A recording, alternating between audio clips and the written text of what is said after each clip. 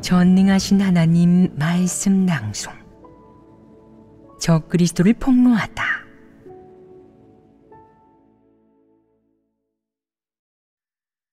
제9조. 두각을 드러내고 자신의 이익과 야심을 충족하기 위해 본분을 이행할 뿐 하나님 집의 이익은 생각조차 하지 않고 심지어는 하나님 집의 이익을 팔아넘기며 하나님 집의 이익을 대가로 개인의 명예를 얻는다. 5. 사례 2. 출국하지 못하게 됐다고 원한을 품다. 중국에서 사역할 때의 일이었다. 우리와 함께 출국할 수 있다고 생각한 한 리더는 무척 기뻐했다. 드디어 빚볼 날이 왔어. 마침내 하나님을 따라 큰 복을 누리게 된 거라고. 여태까지는 하나님과 함께 고생했는데 오늘 드디어 그 보상을 받게 됐네. 이건 내가 당연히 받아야 하는 거야. 적어도 나는 리더일 뿐이고 숱한 환난을 겪었잖아. 그러니 이 좋은 일에 당연히 내 몫이 있어야지. 나는 이 이득을 누려야 한다고. 그는 이렇게 생각했다. 하지만 그와 한동안 가깝게 지내면서 그는 언행에 원칙이 없고 인성도 좋지 않으며 복받으려는 속셈과 욕망이 무척 크다는 것을 알게 됐고 가끔은 그를 책망해야 했다. 몇 번 책망받은 그는 이제 끝이야. 상부에서 나를 완전히 간파했다고. 출국권에 대해서는 언급하지도 않잖아. 아무래도 해외에 나갈 희망이 사라진 것 같아. 라고 생각하며 줄곧 마음속으로 이 일에 관해 궁리했다.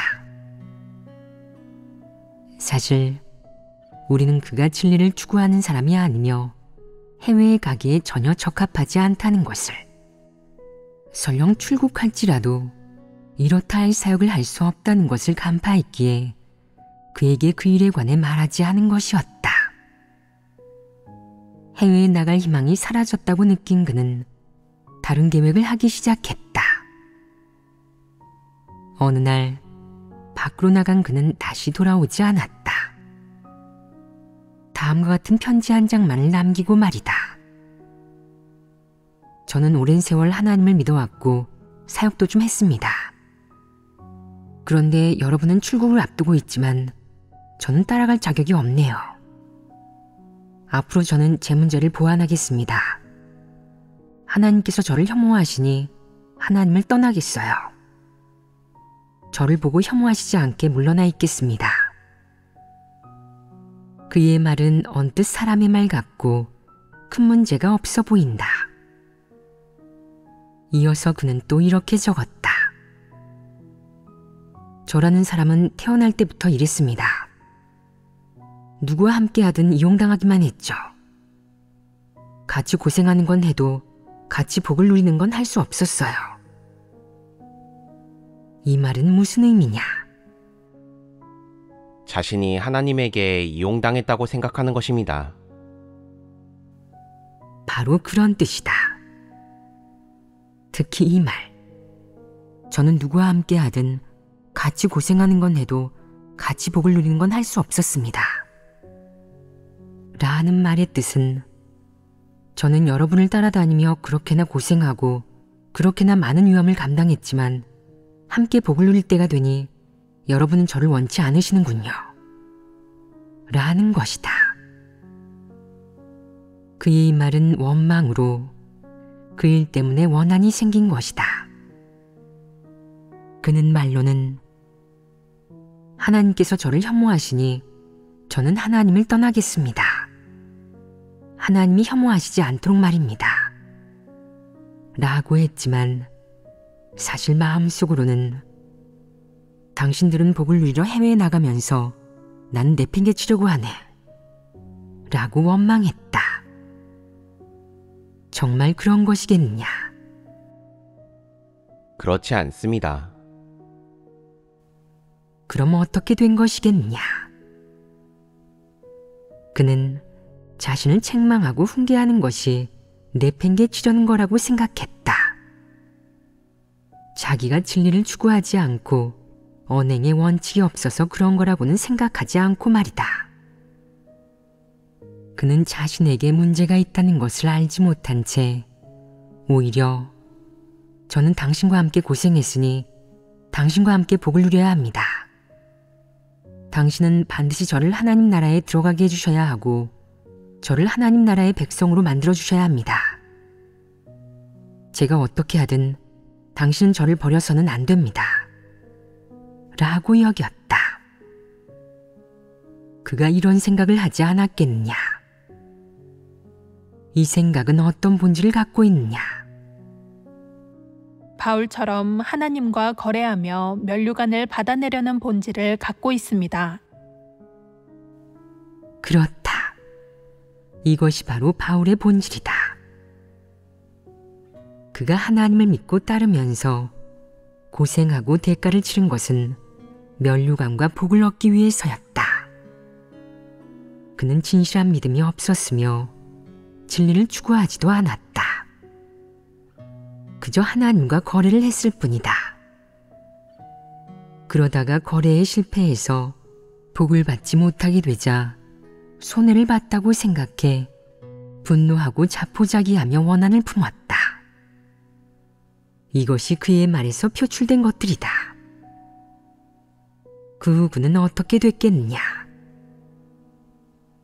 얼마 후 그는 장사를 하러 갔고 주변에 어린 아가씨 몇 명을 데리고 다녔다. 그가 하나님을 믿지 않겠다는 말을 하진 않았지만 본분을 이행하지 않았고 하나님을 따르지도 않았다. 책망 훈계가 좀 임했다고 하나님을 따를 기회를 포기하고 장사하러 갈 줄은 생각도 하지 못했다. 잔뜩 화가 난 그의 모습은 그 전까지 보여주던 모습과 완전히 달라 다른 사람 같았다. 이는 그의 본성이 드러난 것이다. 그 전까지 그런 모습을 보이지 않았던 것은 그저 환경이 허락하지 않았기 때문이다. 이것이 한 가지 측면이다. 또 다른 측면에서 보면 그가 숨기고 위장하고 자제하면서 그렇게 행동하지 않았기 때문이다. 만약 내가 정말 좋은 사람이라면 어떤 환경이 닥치든 먼저 자기 본연의 자리를 지키고 자신이 누구인지 알아야 한다.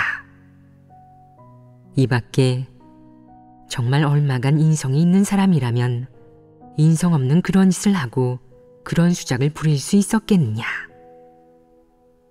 절대 그럴 수 없다. 이 일을 통해 사람이 진리를 받아들이지 못하는 것은 가장 패역한 일이며 또한 그런 자는 가장 위험한 사람임을 알 수 있다. 시종일관 진리를 받아들이지 못한다면 이런 자는 불신파이다. 이런 사람은 복받겠다는 욕망이 수포로 돌아가는 순간 하나님을 떠나게 된다. 어째서 그렇겠냐? 그가 추구하는 것은 복을 받고 은혜를 누리는 것이기 때문입니다. 그는 하나님을 믿으면서 진리를 추구하지 않는다. 구원받는 것은 그에게 장식품이자 듣기 좋은 말에 불과하다.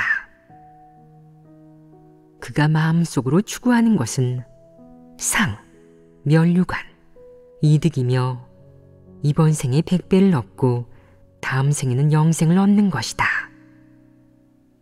이러한 것을 얻지 못한다면 본 모습을 드러내며 하나님을 믿지 않고 떠날 것이다. 그가 마음속으로 믿는 것은 하나님의 사역이 아니고 하나님이 선포한 진리도 아니다. 또 그가 추구하는 것은 바울과 똑같이 큰 복을 받고 큰 권력을 주며 큰 면류관을 쓰고 하나님과 어깨를 나란히 하는 것이지, 구원받는 것도 나아가 피조물의 본분을 제대로 이행하는 것도 아니다.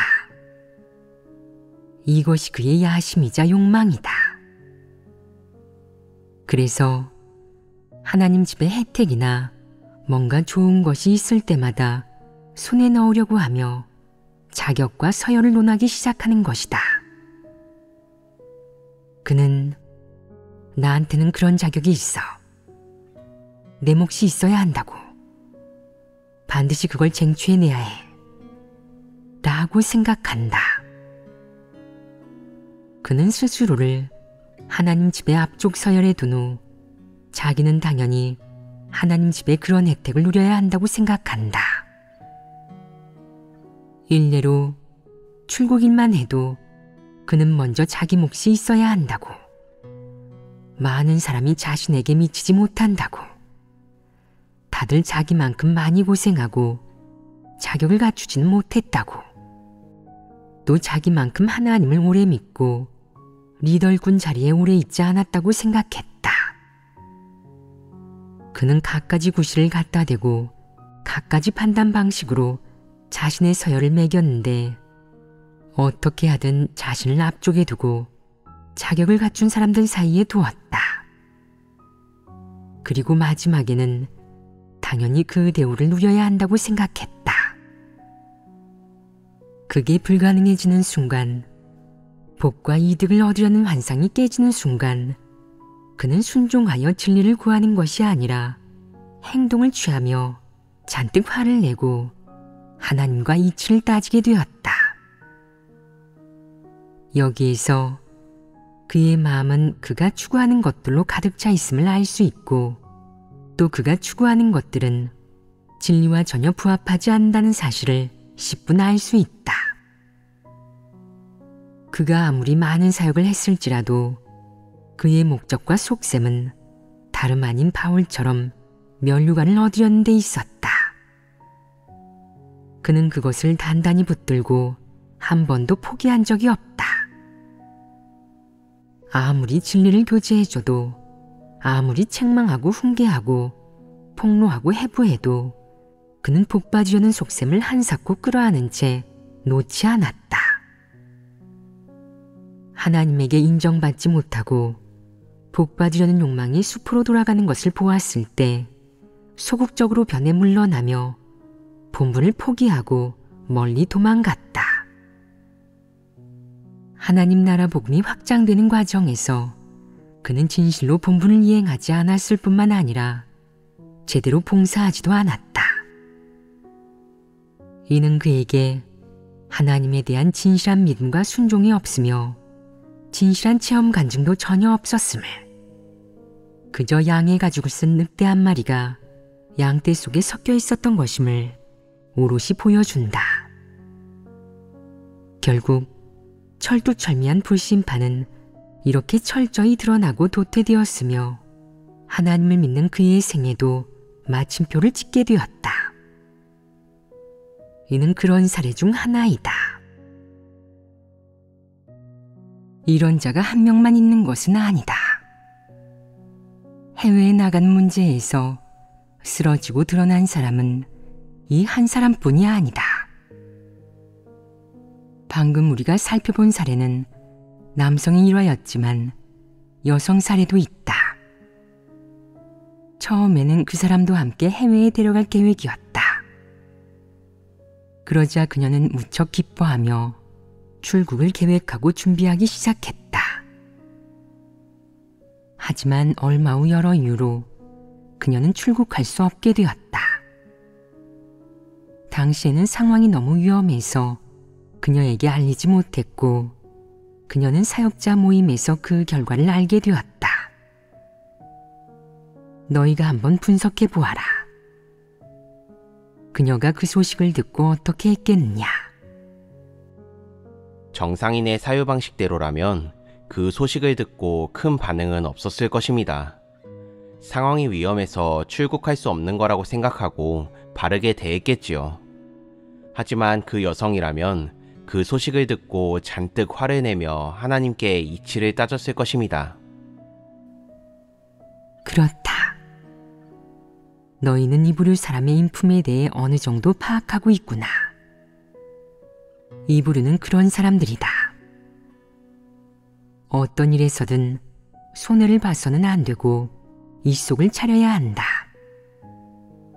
어떤 일이든 남보다 뛰어나야 하고 잘해야 하며 남들 앞에 나서야 하고 어떤 이득이든 다 얻어야지 자기 몫이 없어서는 안 된다. 이 소식을 들은 그녀는 그 자리에서 화를 내며 땅바닥에 주저앉아 떼를 쓰고 뒹구는 등 귀신의 몰골을 드러냈고 사역자들을 훈계하며 그들에게 화풀이를 했다. 그녀의 분노는 어디에서 비롯되었겠느냐. 겉으로는 형제자매들에게 화를 낸 것 같지만 사실 누구에게 화를 낸 것이겠느냐. 하나님께 화를 낸 것입니다. 그렇다.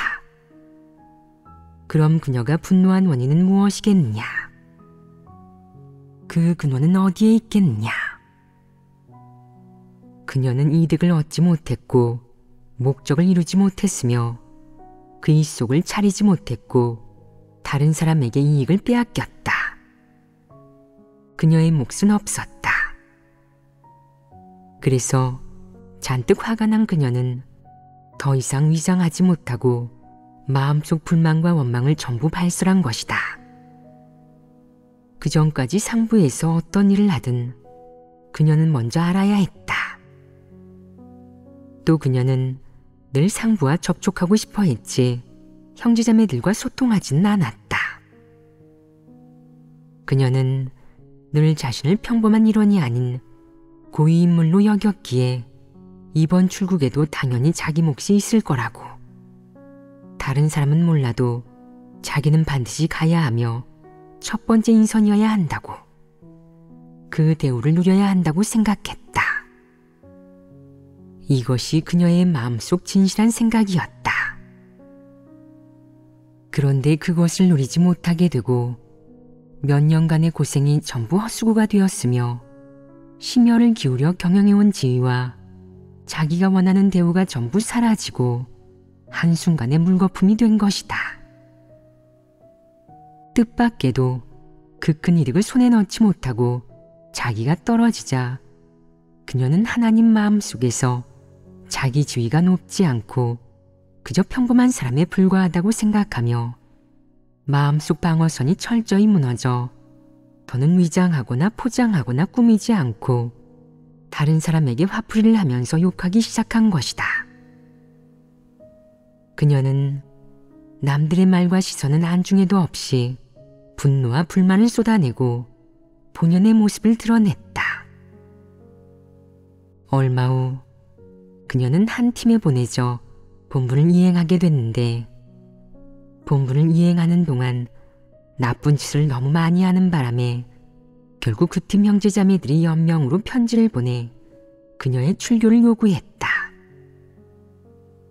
출교의 원인은 무엇이겠느냐? 형제자매들이 보고한 그녀의 악행을 보면 너무 많아서 필설로 다 표현할 수가 없을 정도다. 즉, 그녀가 행한 악은 너무 많고 그 성질이 너무 심각하여 한두 마디 말로 분명히 설명할 수 없으며 한두 가지 일로 다 표현할 수 있는 것도 아니었다. 그녀가 행한 악은 셀 수 없을 정도로 많아 모두의 공분을 샀다. 그래서 교회에서 그녀를 출교한 것이다. 그녀는 출국일이 있기 전까지는 그런 악을 행하지 않았다. 그런데 왜 그 일 이후에 악을 행하게 되었겠느냐? 출국일이 그녀 뜻대로 되지 않았기 때문이다. 여기에서 그녀가 행한 악과 그녀가 드러낸 추태는 전부 그 이득을 얻지 못한 데 대한 보복이자 발산임을 알 수 있다. 너희가 말해보아라. 진실로 진리를 추구하는 사람, 인성이 있는 사람이 진리를 많이 깨닫지 못한다고 한들 이런 일이 닥쳤을 때 그녀와 같은 모습을 보이겠느냐? 그런 것들을 표출하겠느냐? 얼마간 인성과 양심, 염치가 있는 사람이라면 그런 일을 저지르지 않고 자제할 것이다. 마음은 기쁘지 않고 불만스러우며 좀 슬프더라도 나 역시 평범한 사람이니까 쟁취해서는 안 돼. 하나님을 믿을 때는 마땅히 진리를 추구하고 모든 일에서 하나님의 지배에 순종해야 한다고. 사람이 선택을 해서는 안 되는 거야. 사람은 피조물이고 별로 대단할 게 없어. 라고 생각할 것이다.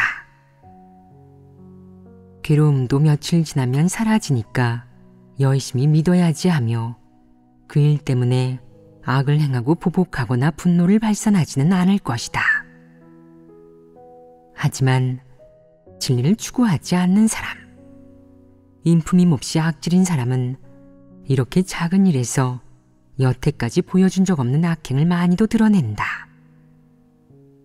이는 문제를 설명해 준다. 즉, 이 부류 사람의 인성 본질을 설명해 주고 또 이 부류의 사람이 진짜 추구하는 바를 설명해 준다. 다시 말해, 이 일이 드러남에 따라 그의 민낯도 낱낱이 백일하에 드러난 것이다. 먼저 그들은 100% 적그리스도의 본질을 갖추고 있다. 다음으로 그들은 진리를 추구한 적이 없으며 자신을 구원받는 대상으로 여겨 하나님의 지배와 안배에 순종한 적도 없다.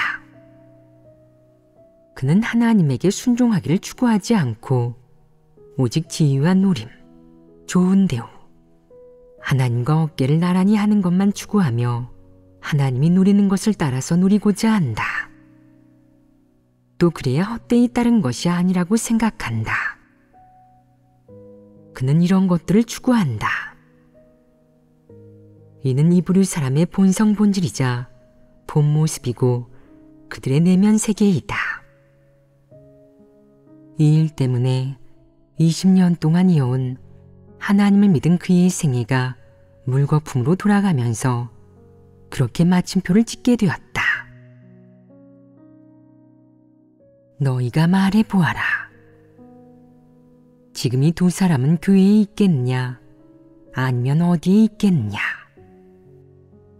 이방인 세계에 있을 것입니다. 어째서 그렇게 말하느냐? 어떻게 판단한 것이냐?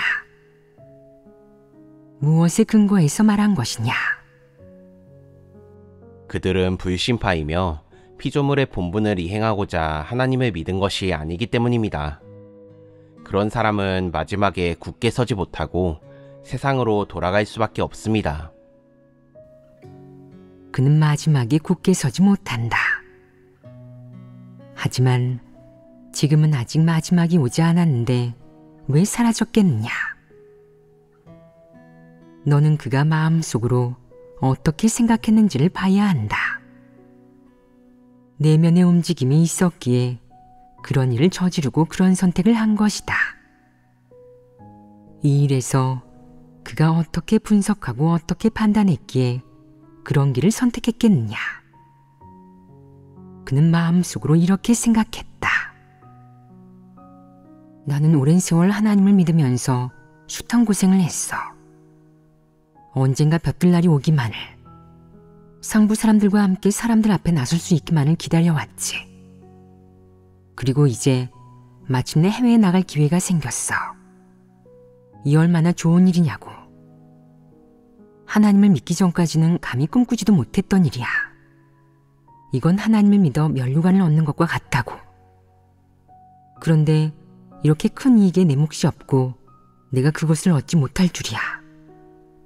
여태까지 나는 하나님 마음속에 내 자리가 어느 정도는 있을 거라고 생각했는데 이제 보니 그게 아니었던 모양이야. 아무래도 나는 하나님을 따르면서 어떤 이익도 얻지 못할 것 같아. 해외에 나가는 것 같은 좋은 일에 나를 생각해 주지 않니? 앞으로 면류관은 더더욱 얻기 힘들겠지? 그건 누구한테 돌아갈지 몰라. 나는 희망이 없는 것 같아. 그는 아무 희망이 없다고 생각하면서도 따르려고 했겠느냐? 그는 여태까지 무엇을 위해 고생하고 대가를 치렀겠느냐?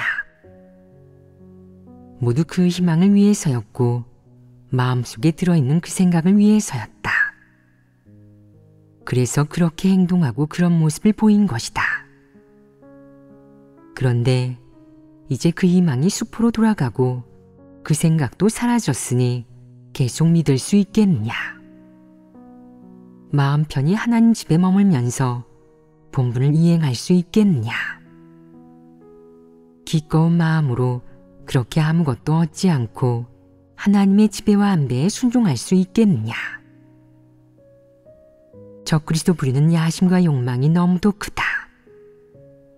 그는 자신이 치른 희생과 대가로 그런 결과를 얻는 것을 절대 달갑게 여기지 않을 것이다. 그가 꿈에 그리는 것은 자기가 치른 대가와 희생으로 면류관과 이득을 얻는 것이다.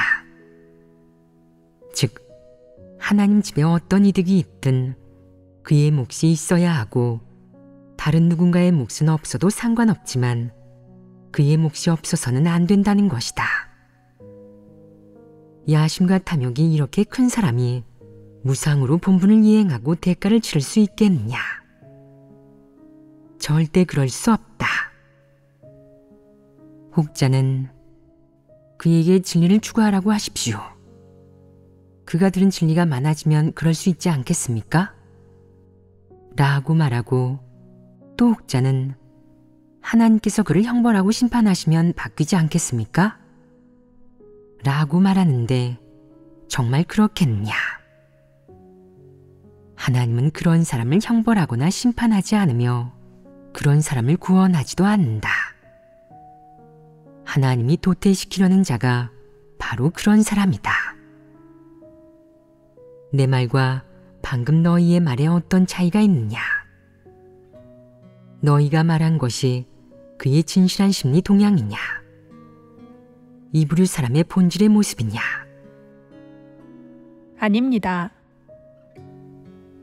그럼 너희가 말한 것은 무엇이냐? 느낌이자 공허한 이론입니다. 너희의 말에는 분석과 판단의 성질이 들어있다. 너희는 이론적인 기초 위에서 그를 판단하고 정의했다. 그것은 그 본인의 진실한 생각과 표출이 아니고 그의 진실한 관점도 아니다. 이는 적그리스도 본질을 지닌 이 부류 사람의 한 가지 모습이다. 이득이 있는데 얻지 못하고 혜택이 있는데 누리지 못하며 일속을 차리지 못하면 머리끝까지 화를 내면서 하나님을 믿고 진리를 추구할 믿음을 잃는다. 또 하나님 믿기를 원치 않고 도망가고자 하며 나쁜 짓을 저지르려고 한다. 나쁜 짓을 함으로써 분노를 발산하고 보복하며 하나님에 대한 오해와 원망을 발산하려는 것이다. 이 부류의 사람에게는 처분을 내려야 하지 않겠느냐? 그가 계속 교회에서 본분을 이행하도록 해야겠느냐? 그렇지 않습니다. 그럼 이 부류의 사람에게는 어떤 처분을 내려야겠느냐? 출교해야 합니다. 해외에 나가지 못하게 됐다고 하나님을 믿지 않는 사람이 없느냐? 그런 부류는 어떤 사람이냐? 불신파입니다. 그는 오직 복을 받기 위해 하나님을 믿습니다. 자신의 야심과 욕망이 충족되지 않으면 하나님을 배반하죠. 그 일 때문에 하나님을 믿지 않게 된 그런 사람에게는 진실한 믿음이니 거짓된 믿음이니 운운할 것도 없다. 그는 인품이 너무도 저열하다. 사례 3. 시골집으로 돌아가자 적응하지 못하다. 시골에서 태어나 집안 사정이 여유롭지 않고 간단한 가재도구만 갖추고 사는 사람들도 있다. 집안에 딱딱한 침대 하나와 옷장 하나, 책상 하나 외에 다른 가구는 없고 바닥은 벽돌 바닥이나 흙바닥으로 시멘트조차 깔려있지 않아 무척 누추하다.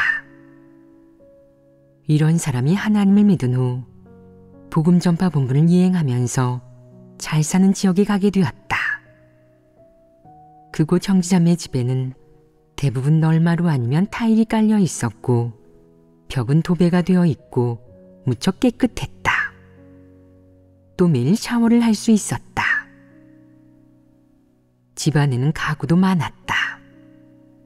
TV장에 커다란 옷장, 소파와 에어컨까지 있었고 침실에는 시몬스 침대가 놓여 있었으며 주방에는 냉장고, 전자레인지, 오븐, 가스레인지, 레인지 후드 등 갖가지 가전이 있어 눈이 부실 지경이었다. 이외에도 이런 대도시의 일부 지역에는 건물에 엘리베이터도 있었다. 그곳에서 시야를 넓힌 그녀는 한동안 사역하고 복음을 전하고 나니 고향에 돌아가고 싶지 않았다. 왜 그랬겠느냐? 그녀는 생각했다. 고향의 그 토담집은 여기보다 나은 데가 하나도 없어. 똑같이 하나님을 믿는데 이곳 사람들은 왜 우리 집보다 훨씬 잘 사는 거지? 여기 사람들은 천상의 삶을 사는데 우리 가족은 그야말로 돼지우리에서 살고 있어. 이곳 사람들보다 너무 뒤처진다고. 이렇게 비교하자 마음이 괴로워졌고 그 지역에 더더욱 미련이 생겨 돌아가고 싶지 않았다. 이곳에서 오랫동안 사역을 하게 되면 집에 안 가도 되지 않을까? 그 토담집은 사람이 살 곳이 아니야. 라고 생각했다. 그녀는 한동안 대도시에 머물면서 도시인들처럼 먹고 입고 즐길 줄 알게 됐고 도시인들처럼 사는 법을 배웠다. 그러자 그녀는 그 시간들이 너무나 좋았고 사람은 돈이 있어야 좋은 거고 가난하면 못난 거라고. 그런 사람은 남들에게 무시당하고 자기 자신도 스스로를 무시하게 된다고 생각했다. 생각하면 할수록 돌아가고 싶지 않았지만 방법이 없어 돌아가야만 했다. 고향에 돌아간 그녀는 마음이 복잡하고 몹시 괴로웠다. 집에 들어서자 흙바닥이 보였다. 방구들에 앉으니 엉덩이가 베겼고 벽은 만지기만 해도 흙이 묻어났다. 뭔가 맛있는 걸 먹고 싶어서 이름을 말해도 아무도 못 알아들었다. 저녁에는 샤워를 하고 싶어도 그럴 여건이 못 됐다. 그녀는 그런 삶이 너무 비천하게 느껴져서 아무것도 해주지 못하는 가난한 부모를 원망하고 늘 부모에게 성질을 냈다. 고향에 돌아온 그녀는 딴 사람이 된 것 같았다. 식구들을 봐도 눈에 거슬리고 집안 어디를 봐도 눈에 거슬렸다. 정말이지 너무 촌스러워서 이 집에서는 살 수가 없을 것 같고 계속 이렇게 살다가는 답답해서 죽어버릴 것 같았다. 먼 곳에 나갔다 와서 식견을 키웠는데 그것이 오히려 악재로 작용해 부모의 속을 뒤집어 놓은 것이다. 당시 그녀는 한 가지 생각뿐이었다. 부모님이 하나님을 믿지 않았더라면 또 내가 하나님을 믿지 않았더라면 우리 집 형편이 분명 지금보다 좋았겠지. 시몬스 침대에서 자는 것까지는 아니더라도 최소한 좀 좋은 걸 먹고 바닥에 타일이라도 깔 수 있었을 거야.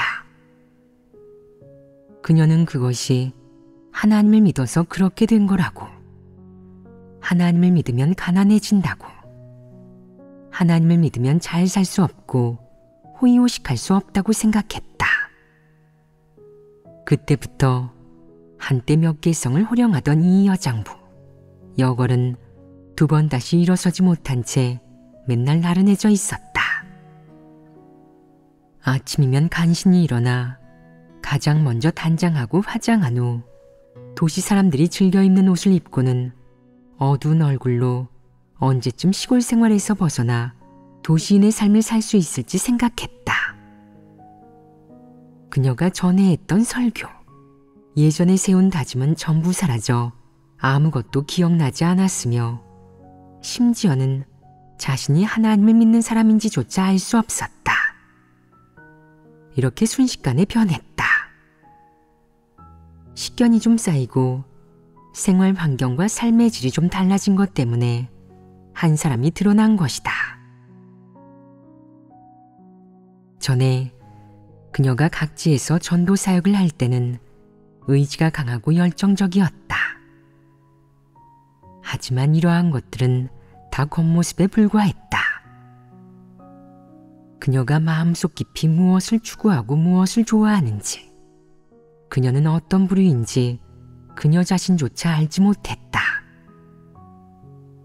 도시에 다녀온 경험은 그녀의 생활 상황을 완전히 바꿔놓았으며 풍족한 생활에 대한 잠깐의 체험이 그녀의 인생 방향을 철저히 변화시켰다. 그 원인은 대관절 무엇이겠느냐? 누가 그녀를 바꿔놓은 것이겠느냐? 설마 하나님이겠느냐?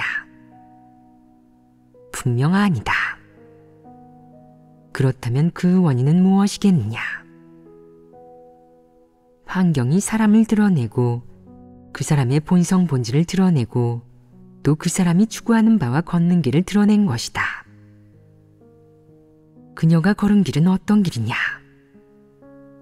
진리를 추구하는 길도, 베드로의 길도, 구원받고 온전케 되는 사람의 길도, 피조물의 본분을 이행하고자 추구하는 길도 아닌 적그리스도의 길이다. 이 적그리스도의 길은 구체적으로 말하자면 명예와 지위, 물질적인 누림을 추구하는 길이다. 이것이 바로 이브류 사람의 본질이다. 만약 그녀가 추구하는 것이 이런 것이 아니라면, 그녀가 진리를 추구하는 사람이었다면 이렇게 사소한 환경의 변화에 그녀가 드러나는 일은 결코 없었을 것이다. 기껏해야 마음속이 좀 연약해지고 얼마간 괴로움과 고통을 느끼거나 어리석은 모습을 보이는데 그칠 뿐 이렇게 만신창이로 드러나지는 않았을 것이다. 이런 부류의 사람이 추구하는 바의 본질은 무엇이냐? 그들이 추구하는 바는 이방인과 동일하고 이 세상에서 명리와 사악한 흐름을 추구하는 모든 사람과 동일하다. 그들은 이방인의 세련된 차림새를 좋아하고 사악한 흐름에 대한 이방인의 추종을 좋아하며 나아가 육적으로 사치스러운 삶에 대한 이방인의 미련을 좋아한다. 그래서 환경이 바뀌자 그녀의 인생관, 이 세상과 삶에 대한 태도가 철저히 달라진 것이다. 그녀는 하나님을 믿고 진리를 추구하는 것이 가장 중요한 게 아니라 사람이 이 세상을 살아가면서 마땅히 육과 삶을 누리고 시대의 흐름을 추구해야 한다고, 사회에서 카리스마를 가진 걸출한 인물들처럼 지나가던 사람들이 뒤돌아볼 정도로 부러움을 사고 숭배를 받아야 한다고 생각한다. 어떤 사람들은 더 많은 환경과 각 부류 사람을 접해 식견을 키운 뒤 진리를 추구하고 하나님의 뜻을 깨달은 고로 이 사악한 흐름과 인류를 더 분명히 간파하게 된다. 또 마음속으로 세상 사람들이 걷는 길을 더더욱 혐오하고 분별하고 완전히 내려놓고 하나님이 인도하는 길을 걷고자 추구하게 된다. 반면 진리를 추구하지 않는 사람들, 적그리스도 본질을 지닌 사람들은 일단 식견이 높아지고 다른 환경을 접하면 야심과 욕망이 약해지기는커녕 더 팽창되고 커진다. 그런 후에는 세상에서 호사를 누리는 돈과 권력이 있는 사람의 삶을 더더욱 부러워하는 한편 하나님을 믿는 사람들의 삶은 마음속 깊이 경멸하게 된다. 그들은 하나님을 믿는 대부분 사람이 세상을 추구하지 않으며 돈도 지위도 세력도 식견도 없다고, 이방인들만큼 분위기가 있지도 않고 삶을 즐길 줄도 모르는 데다가 허세도 부릴 줄 모른다고 생각한다. 그래서 하나님을 믿는 일에 대해 마음속 깊이 반발심과 적의를 느낀다. 따라서 적그리스도 본질을 지닌 많은 사람이 처음 하나님을 믿기 시작할 때부터 지금에 이르는 동안 너는 그가 과연 적그리스도 본질을 지닌 사람인지 아닌지 간파하지 못했겠지만 언젠가 적당한 환경이 갖춰지면 그가 드러날 것이다. 과거에 드러난 사람들을 보면 그들도 드러나기 전까지는 착실하고 성실했으며 하나님 집에서 뭘 시키든 따랐고 고생하고 대가를 치를 줄 알았다. 의무감을 갖고 바른 길을 걷는 사람, 하나님을 믿는 사람의 모습과 품위를 지닌 사람처럼 보였다. 하지만 겉으로 어떻게 행동하든 사람의 본질과 걷는 길은 세월과 환경의 시련을 버티지 못한다. 얼마나 오래 하나님을 믿었든 하나님을 믿는데 얼마나 토대가 있든 만약 그가 적그리스도 본질을 갖고 있고 적그리스도의 길을 걷는 사람이라면 반드시 물질적인 누림과 사치스러운 삶, 높은 물질적 대우를 추구할 것이며 나아가 갖가지 이득을 얻고자 추구하는 한편 세상 사람들의 생활 태도와 방식을 부러워할 것이다. 이는 필연적인 일이다. 그러니 지금은 모든 사람이 설교를 듣고 하나님 말씀을 먹고 마시며 본분을 이행하고 있지만 진리를 추구하지 않는 사람은 반드시 그런 물질적인 것들을 추구하게 될 것이다. 이러한 것들이 마음속에서 우위를 차지하다가 적당한 환경과 배경이 갖춰지는 순간 그 욕망은 팽창하고 발작할 것이다. 이 지경에 이르면 그 순간이 바로 드러나는 때이다. 사람이 진리를 추구하지 않으면 언젠가는 이런 날이 온다. 반면 진리를 추구하고 진리를 깨닫고 진리를 토대로 삼은 사람은 이러한 시험과 환경이 닥쳤을 때 올바르게 대하고 거부할 수 있으며 굳게 서서 하나님을 증거할 수 있다. 또 이러한 시험이 닥쳤을 때 무엇이 긍정적인 것이고 무엇이 부정적인 것인지 분별할 수 있고 그것이 자신이 원하는 것인지 아닌지 알 수 있다. 아무리 돈이 많은 남자가 쫓아다녀도 받아주지 않는 여성처럼 말이다. 어째서 받아주지 않겠느냐? 상대의 인품이 별로이기 때문이다. 어떤 여성은 짝을 찾지 않는데 그 이유는 자기를 쫓아다니는 돈 많은 사람이 없기 때문이다. 만약 돈 많은 사람이 쫓아다니면서 2만 위안짜리 명품 스커트를 선물하면 마음이 움직일 것이고 또 10만 위안짜리 밍크 코트나 커다란 다이아, 크고 멋진 집이나 차를 선물하면 당장 그 사람에게 시집갈 것이다. 그럼 예전에 결혼할 생각이 없다던 그 말은 진심이겠느냐 거짓이겠느냐? 그것은 남들을 기만한 것이다. 그러니 많은 사람이 자신은 세상을 추구하지 않고 세상에 속한 장래나 즐거움을 추구하지 않는다고 하는 건 그의 앞에 놓인 시험이 없고 그런 환경이 없기 때문이라고 하는 것이다. 그런 환경이 닥치는 순간 그는 그 속에 깊이 빠져 헤어나오지 못할 것이다. 우리가 방금 이야기한 사례처럼 말이다. 그 사람은 헤어나오지 못했다. 도시에서의 삶을 한동안 누리고 나자 그녀는 자신이 누구인지도 알지 못하고 방향을 잃었다. 만약 그녀를 황궁에 데려다 놓았다면 그녀는 자기 부모한테 자기 명성에 누가 되지 않도록 빨리 자살하라고 하지 않았겠느냐. 이 부류의 사람은 자신의 누림과 명예, 사치스러운 생활, 높은 삶의 질을 위해 어떤 어리석은 일이든 다 저지를 수 있으며 가치도 없고 인격도 비천하다. 이런 부류의 사람이 진리를 추구한 적이 있느냐? 그럼 그녀의 설교는 어디에서 왔겠느냐? 그녀가 설교할 수 있겠느냐? 그녀가 한 것은 설교가 아니라 도리이다. 그녀는 설교하는 것이 아니라 의수되며 사람을 미혹하고 있는 것이다. 그토록 많이 설교한 그녀가 왜 자기 문제조차 해결하지 못하겠느냐? 그녀는 자신이 그 지경까지 갈 수 있다는 사실을 알았겠느냐? 꿰뚫어 보았겠느냐?